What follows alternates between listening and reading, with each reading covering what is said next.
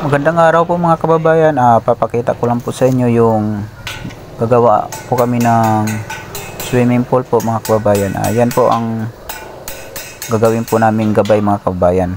Yung wini-welding na yan. Yan po ang pinakaposte po sa gabay po ng hagdanan po mga kababayan para sa swimming pool po mga kababayan. Yan po, stainless po yan. Papakita ko sa inyo kung paano po siya pakikinisin po, kaya tulad niyan po is nasusunog po siya sa pinagwildingan. Yan po ay kikintab po mga kababayan. Hinahanda po yan para sa gabay ng hagdanan po mga kababayan. Po, lalo na po sa mga baguhang welder, kung hindi pa po masyado kabisado yung pag-welding ng stainless at saka pagpapakintab uli kung siya po ay nasusunog. Ayan po, kahit pa paano makakuha po kayo ng ideya mga kababayan. Ayan po, kung mapapansin nyo po is nilalagyan po yan ng stainless na round bar mga kababayan, para sa ganun dyan po ipapatong ang pinakagabay na tubo na stainless po. Ayan po, magiging kanyan po siya. Ayan po. Kung mapapansin nyo po, yan po, sasandirin po yan para sa ganun is kikintab po siya. Ayan po mga kababayan.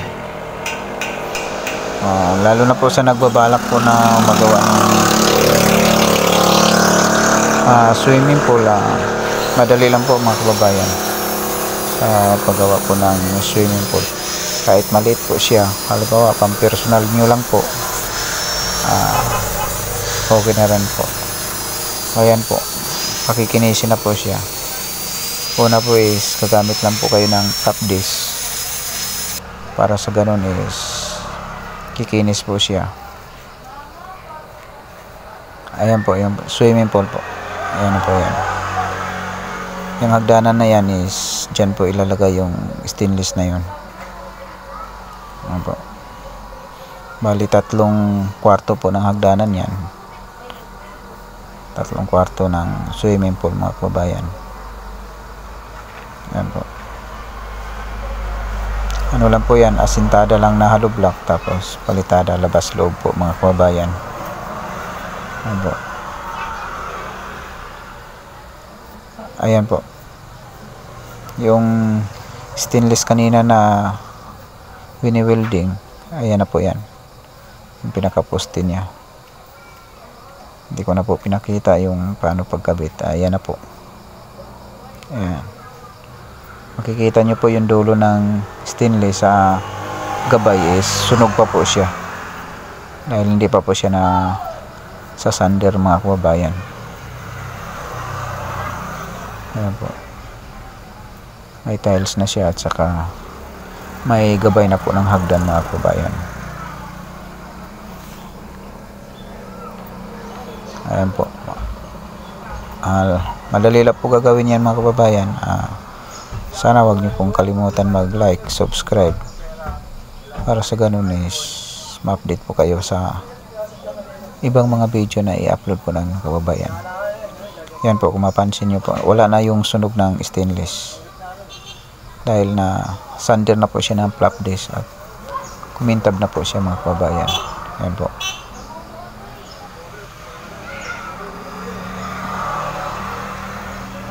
Maraming salamat po sa panunod.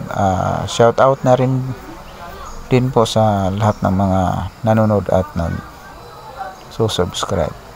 Milyong salamat po. Sa susunod po, marami pa pong i-upload. Sana tuloy nyo lang din po ang pagpapanood mga kababayan. Ayan po, tapos na po yung pagtatile sa walling at saka sa sahig po mga kababayan.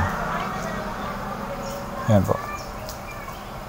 Ayan po, sinasampulan na po pagpapatubig mga kababayan, para sa ganun is kita po siya kung mailik po mga kababayan. Yan po. Hanggang sa susunod, milyong salamat po mga kababayan.